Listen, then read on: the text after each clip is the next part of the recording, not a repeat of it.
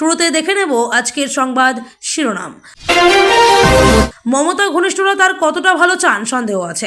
দলের রদবদলের পর ফের বিস্ফোরক হুমায়ুন কবির। বীরভূমে নয়া সমীকরণ, কোর কমিটির মাথায় এবার অনুব্রত। তৃণমূলের সংগঠন ঢেলে সাজালেন মমতা। শুভেন্দুকে রাস্তায় নেমে আন্দোলন করতে কে বারণ করেছে? দিলীপ ঘোষ। অভিষেককে দলে কোণঠাসা করার চেষ্টা চলছে, কে করছেন? কালীঘাটের বৈঠকের পরই বিস্ফোরক দাবি। মার্ডার হয়ে যেতে পারি, হুমায়ুনের আশঙ্কাকে পাত্তাই দিল না তৃণমূল, কি বললেন শুভেন্দু? মৌলবাদী ইউনুস সরকারকে কড়া ভাষায় হুঁশিয়ারি দিলেন শুভেন্দু অধিকারী। এটাই প্রত্যাশিত, নিয়োগ দুর্নীতি মামলায় জামিন, এবার বোমা ফাটালেন শান্তনু। প্রতিদিন সঠিক খবর পেতে আমাদের চ্যানেলটিকে সাবস্ক্রাইব করে পাশে থাকুন। এবার আসছি বিস্তারিত খবরে। সোমবার কালীঘাটে মুখ্যমন্ত্রী মমতা বন্দ্যোপাধ্যায়ের বাড়িতে ন্যাশনাল ওয়ার্কিং কমিটির বৈঠক অনুষ্ঠিত হয়। ওই বৈঠকে উপস্থিত ছিলেন দলের নেতা, মন্ত্রী, বিধায়ক, সাংসদ সহ সকলে। বৈঠকে সংগঠনের একাধিক পদে রদবদল ঘটান তৃণমূল সুপ্রিমো মমতা বন্দ্যোপাধ্যায়।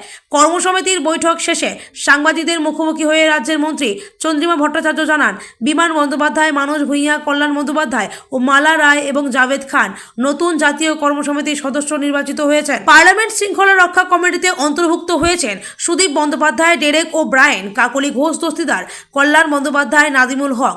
বিধানসভা কমিটিতে অন্তর্ভুক্ত হয়েছেন বিধায়ক শোভনদেব চট্টোপাধ্যায়, নির্মল ঘোষ, অরূপ বিশ্বাস, ফিরহাদ হাকিম, চন্দ্রিমা ভট্টাচার্য ও দেবাশিস কুমার।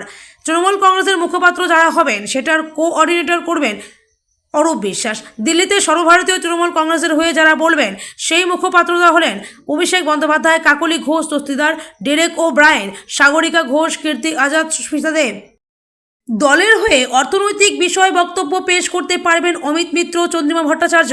শিল্প বিষয়ে বক্তব্য রাখতে পারবেন শশী পাঁজা, পার্থ ভৌমিক। উত্তরবঙ্গ উন্নয়ন বিষয়ক দলীয় বক্তব্য পেশ করার জন্য নাম মনোনীত হয়েছে গৌতম দেব, উদয়ন গুহ ও প্রকাশ শিকের। ঝাড়গ্রাম সংক্রান্ত বিষয়ে বক্তব্য রাখতে পারবেন মন্ত্রী বীরবাহাস হাসদা। চা বাগান সংক্রান্ত বিষয়ে তৃণমূল কংগ্রেসের পক্ষ থেকে বক্তব্য পেশ করার জন্য মনোনীত হয়েছেন মন্ত্রী মলয় ঘটক। সার্বিক ইস্যুতে দলের হয়ে যারা বক্তব্য তুলে ধরতে পারবেন তারা হলেন শোভনদেব চট্টোপাধ্যায়, চন্দ্রিমা ভট্টাচার্য, মানস ভূঁইয়া, কুণাল ঘোষ, শশী পাঁজা, সুমন কাঞ্জিলাল ও মলয় ঘটক। তবে রাজ্যের সার্বিক বিষয়ে সকলেই অর্থাৎ যারা নির্বাচিত মুখপাত্র তারা বক্তব্য রাখতে পারবেন বলে জানান মন্ত্রী চন্দ্রিমা ভট্টাচার্য। অপরাজিতা বিল প্রসঙ্গে চন্দ্রিমা ভট্টাচার্য বলেন, আইনের আকার ধারণ করেনি অপরাজিতা বিল। আইন বলবৎ হোক চাইছি। এর জন্য তৃণমূল মহিলা কংগ্রেস 30শে নভেম্বর ব্লকে ব্লকে 4টে থেকে মিছিল করবে। 1 ডিসেম্বর 2 থেকে 4টে এই সময়ে সব ব্লকে মহিলা তৃণমূল কংগ্রেস ধর্ণা মিটিং হবে। রাষ্ট্রপতির কাছে 10ই ডিসেম্বরের পর সময় চাওয়া হবে। ডেলিগেশন যাবে অপরাজিতা বিল আইন হিসেবে অতি দ্রুত প্রয়োগ করার দাবি নিয়ে। জেলায় জেলায় মানুষের সাথে মানুষের পাশে কর্মসূচি এবার গ্রহণ করবে তৃণমূল কংগ্রেস।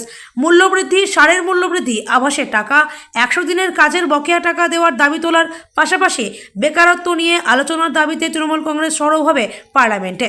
মন্ত্রী চন্দ্রিমা ভট্টাচার্য আরও জানান, শৃঙ্খলা ধরে রাখতে শৃঙ্খলা রক্ষা কমিটি যদি কাউকে পরপর 3টি শোকজ নোটিশ পাঠায় এবং সে কোনো জবাব না দেয় তবে সংস্কৃত দলের কর্মীকে সাসপেন্ড করার সিদ্ধান্ত গ্রহণ করা হবে।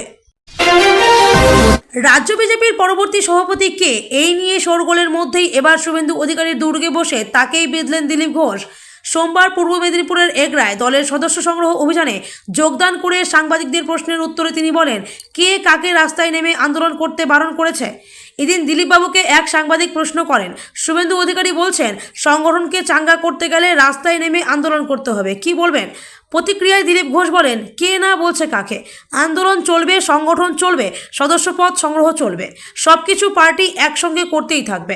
ভারতীয় জনতা পার্টি একমাত্র সারা বছর সংগঠনের কাজ করে, বাকিরা টাকা পয়সা তোলার কাজ করে।